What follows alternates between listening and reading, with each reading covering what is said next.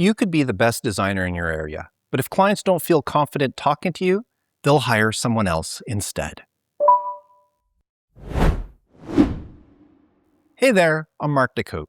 A few years back, I read an article called Finding Clients May Not Be Your Biggest Problem, and it stuck with me because it touched on something I see all the time. Designers struggling to land clients, while other designers in their area seem to have no problems at all. And here's the thing, it's rarely about the quality of your design work. You're sitting there thinking, I'm just as good as those other designers, maybe even better. But there's something deeper going on. When it comes to running your own design business, it's not just about your creativity and your design skills. The way you communicate drastically affects whether clients want to work with you, and that's what we're diving into today. Now, here's a question for you. Do you consider yourself an introvert or an extrovert?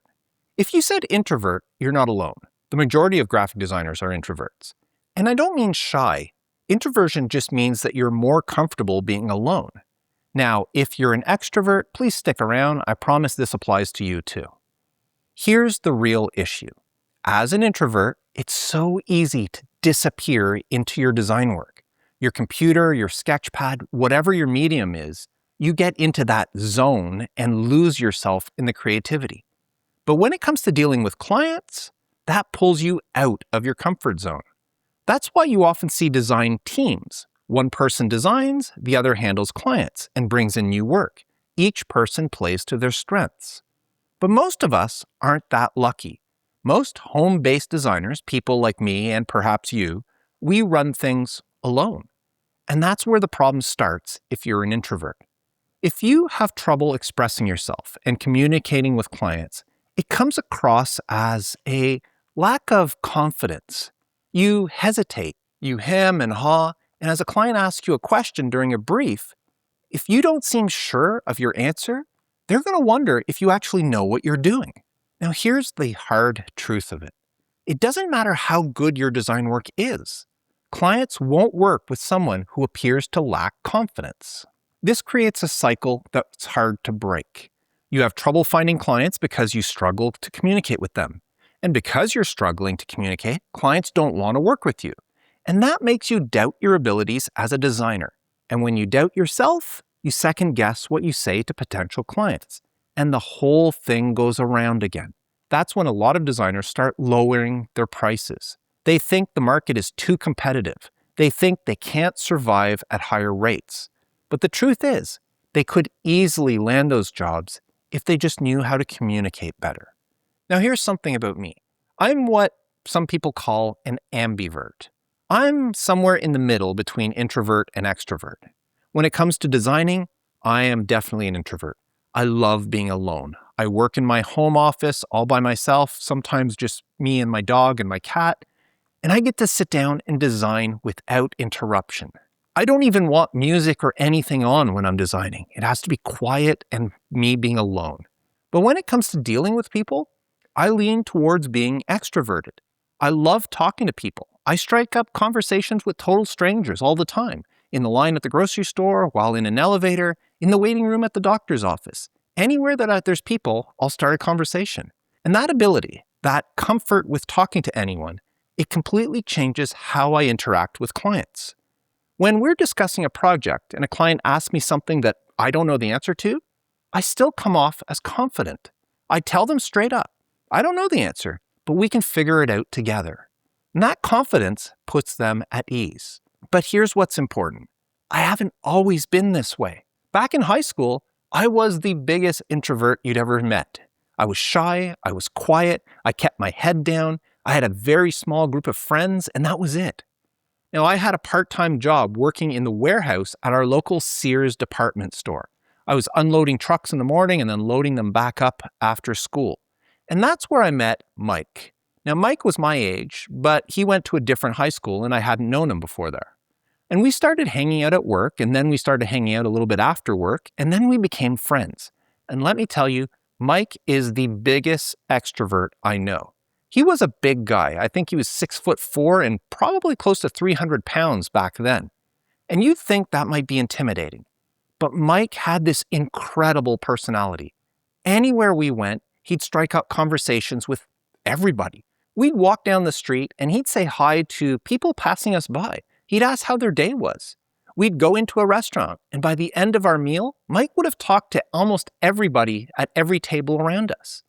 Now, for me at the time, it was shocking. Here I was, standing next to this big, boisterous, charming guy with a huge smile, and I was trying to hide and not be noticed.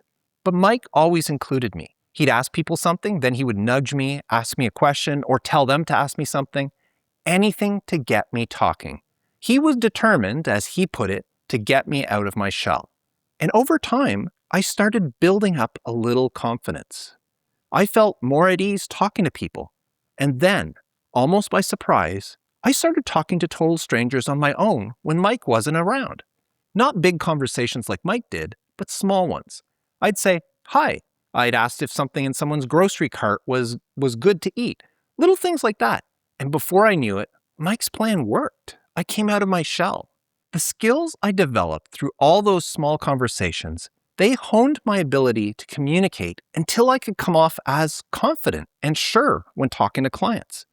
And that confidence puts them at ease. It drastically improves my chances of landing them as clients.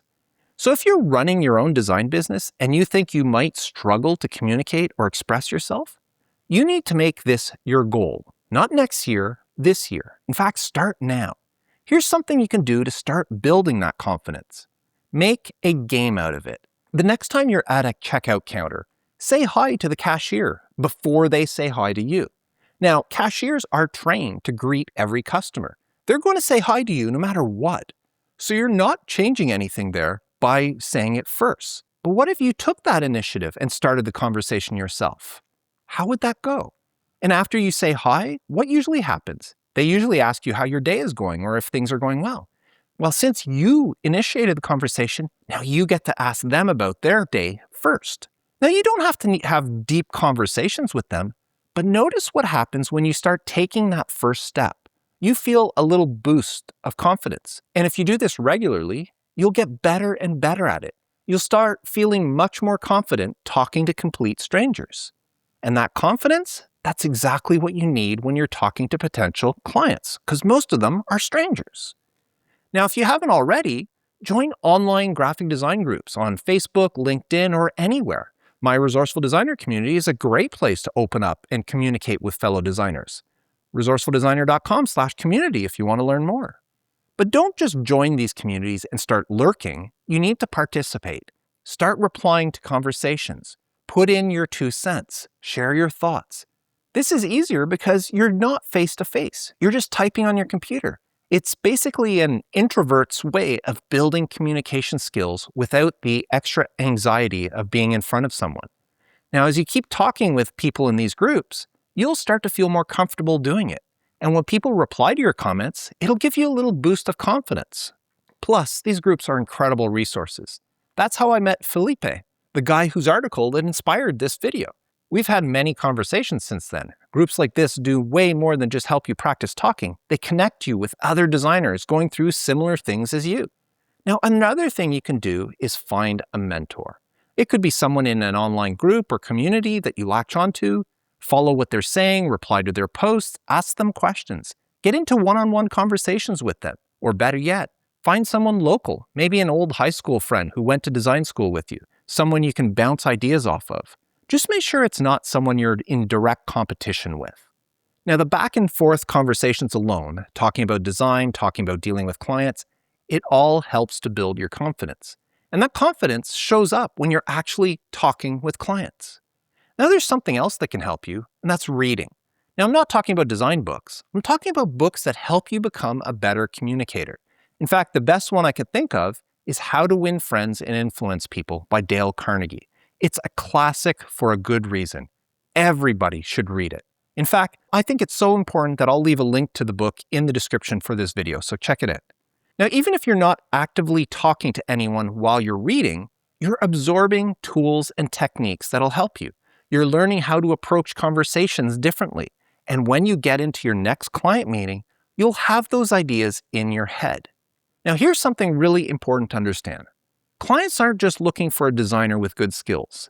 They're looking for someone they can have a relationship with, someone they can trust, someone who understands them and can get the job done. That means when you're sitting across from a client, it's okay to ask questions. Some people think asking questions shows a lack of skill. It's actually the opposite. Confidence doesn't mean you have all the answers. Confidence means you're not afraid to ask the questions. And the way you ask, with assurance, like, I don't know the answer, but I'm genuinely interested in finding out, that sort of thing builds trust. Clients see someone who's willing to dig deeper for them, and that's way more valuable than pretending you know everything. And here's what happens when you get this right. The whole price conversation changes. When you approach clients with the proper attitude and show them you're the right designer for the job, money stops being an issue. You're not pressured to lower your rates or to undercut others to try to win them over, because the client sees your confidence and your competence, and they will want to work with you. They're not shopping for the cheapest option. They're shopping for the best option. Now, if you're one of the many designers who fall into the introvert category and think you may have communication challenges, I want you to know this. It's a learnable skill, just like everything else. It might take some work, but you can develop it. Start with one thing. Try the Cashier exercise this week. Say hi to them before they say hi to you. Or try joining a design group and make one comment. Reach out to someone you admire and ask them a question. It's small steps, consistency. This is how you build this skill just like any other skill. And once you do it, you'll stop worrying about finding clients because you'll be someone that clients actually want to work with. You can do this if you're willing to put in the time.